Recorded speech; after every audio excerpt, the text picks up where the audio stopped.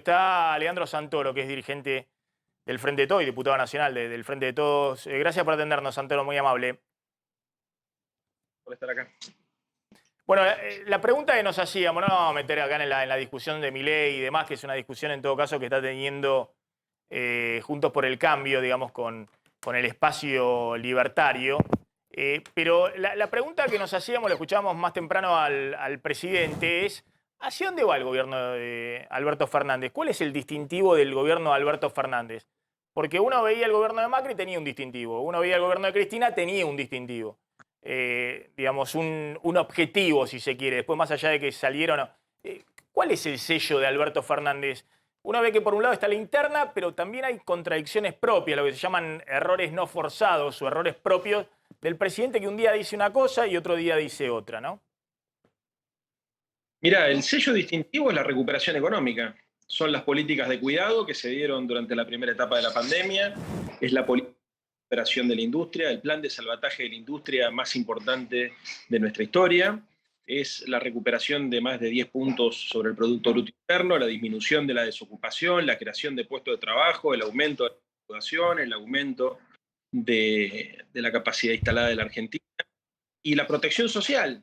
Todo el modelo de protección social del kirchnerismo fue reforzado durante la gestión de Alberto.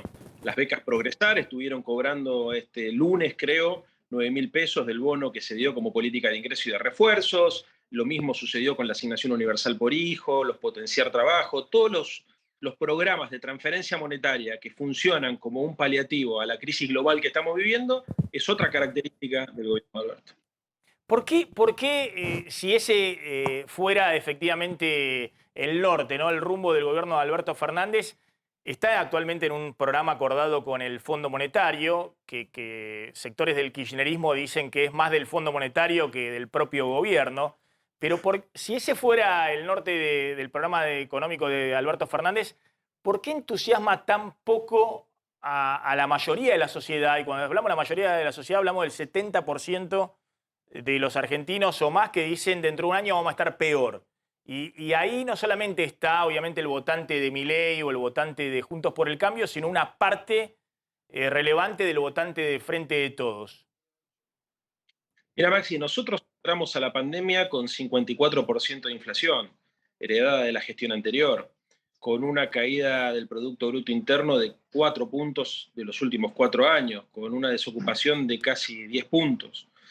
Obviamente, al principio del gobierno de Alberto, la fuerza estaba puesta en combatir el hambre, y fueron las principales políticas que se tomaron. De ellas salió, por ejemplo, la tarjeta alimentar.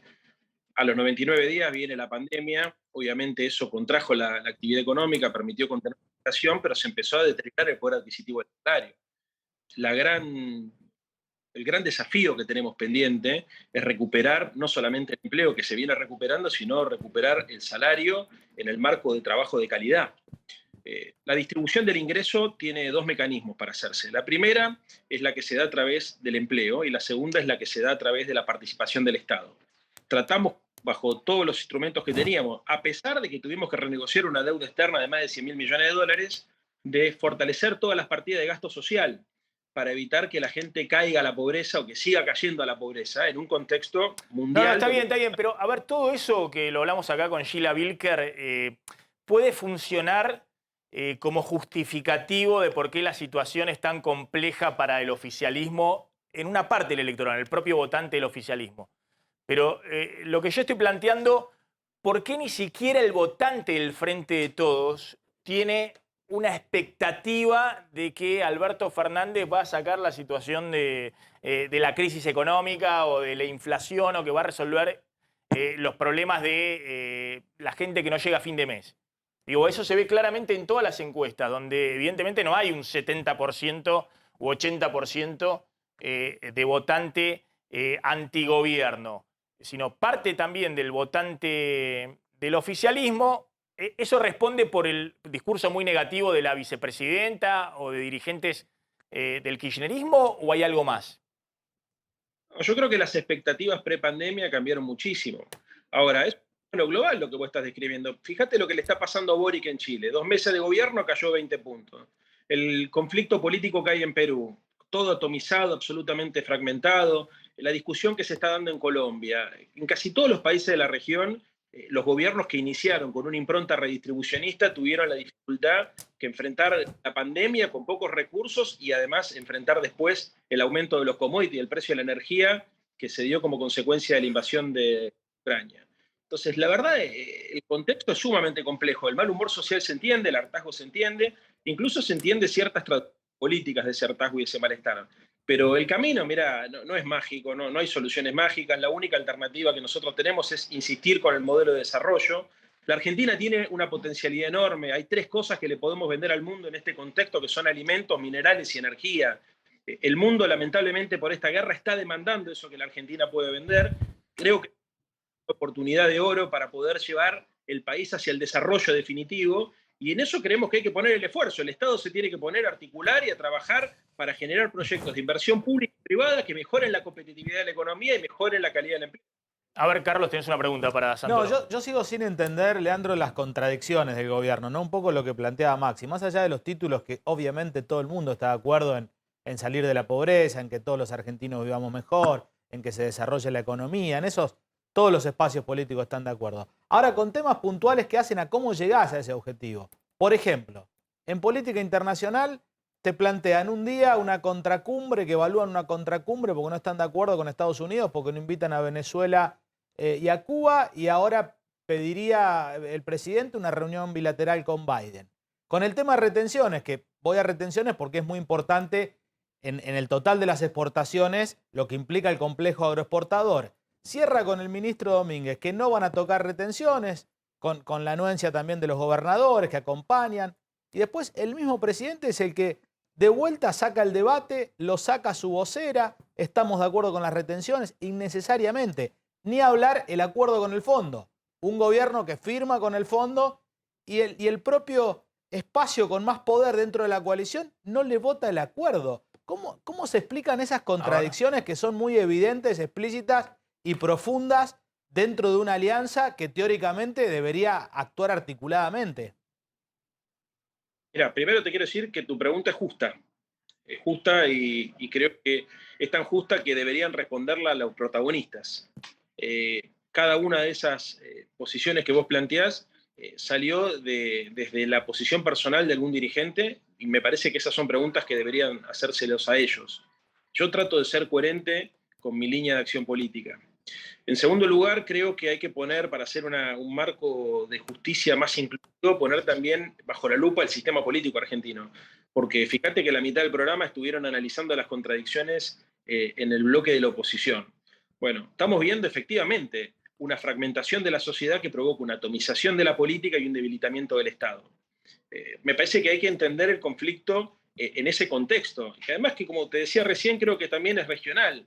El fenómeno por ejemplo, muestra un proceso de atomización. No, pero perdón, Leandro, pero una cosa es las discusiones políticas en la oposición, entre distintos espacios y demás, y otra es cuando estás gobernando y se ve una desorientación en el liderazgo. Un día medidas van para un lado y después la enmiendan para el otro. Es decir, eso desorienta no solamente lo que yo vengo diciendo permanentemente y que creo que hasta el propio ministro de Economía pide a los gritos, algo de certidumbre. Si estás con el acuerdo con el fondo, bueno, generá confianza alrededor del acuerdo con el fondo. No estés diciendo todos los días que puede haber una medida para aquel lado y después va para el otro lado. No, ahí no comparto. Desorientación en el liderazgo no. Sí hay ruido.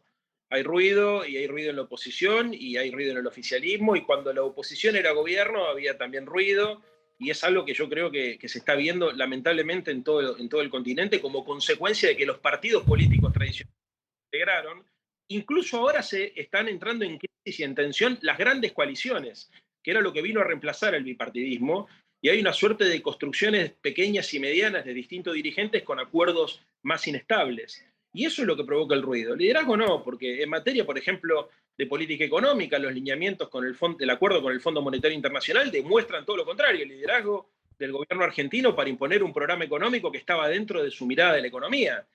Si no hubiese habido liderazgo, hubiésemos privatizado el régimen de seguridad social. Si no hubiese habido liderazgo, hubiésemos encarado una reforma laboral como la que exigía el Fondo Monetario, de precarización laboral. Si no hubiese habido liderazgo, hubiésemos tenido que recortar el gasto social. Y no solamente no ocurrió, sino que el gasto social, como el gasto en infraestructura, se sigue manteniendo. No, está bien, pero a ver, pero es inédito en la historia argentina reciente, el regreso de la democracia, que, insisto, no solamente que la oposición esté en contra de la política económica, que eso es habitual, en la Argentina ha sido así desde el 83 a la fecha siempre, es parte del juego oficialismo-oposición, sino que el sector de más peso electoral del oficialismo no esté de acuerdo con la política económica y que lo manifieste permanentemente, y que el presidente un día diga, bueno, retenciones no, le doy el poder al ministro de Agricultura y sale a justificar Guzmán de por qué no hay que poner retenciones porque hay que acumular los dólares en el Banco Central, y al otro día dice el presidente,